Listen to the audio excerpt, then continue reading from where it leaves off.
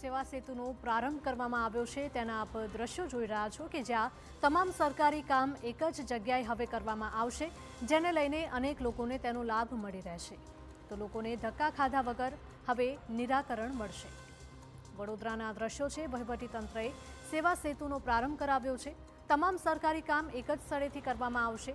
વહીવટીતંત્ર હાલની સ્થિતિ સામે લડવા સજ્જ બન્યું છે. ગેસ એજન્સીના સ્ટોલ પરથી નવી અરજી કરી શકાશે. પાઇપલાઇન જોડાણ પ્રક્રિયા સ્થળ પર જ ઉપલબ્ધ રહેશે. પુરવઠા વિભાગની લોકોને પેનિક ન થવા માટે ખાસ અપીલ કરાઈ.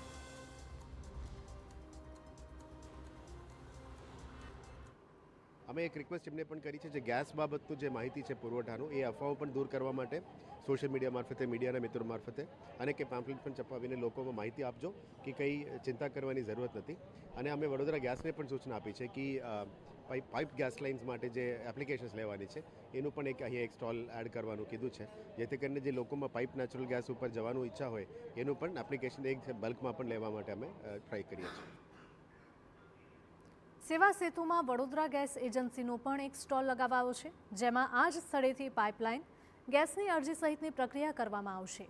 આ મહિનામાં પાઇપલાઇન જોડાણ માટે 12,000 લોકોનું વેઇટિંગ લિસ્ટ છે, ત્યારે લોકોને વહેલી તકે ગેસની પાઇપલાઇન કનેક્શન મળી રહે તે દિશામાં તંત્રએ પણ પ્રયાસો હાથ ધર્યા છે. તો સાથે જ આગામી સમયમાં એજન્સીઓની સંખ્યા વધારીને અન્ય વિસ્તારોમાં પણ સેવા સેતુની શરૂઆત કરાવવામાં આવશે, જેથી લોકોને એક જ સ્થળેથી તમામ સરકારી પ્રક્રિયાનો લાભ મળી રહે.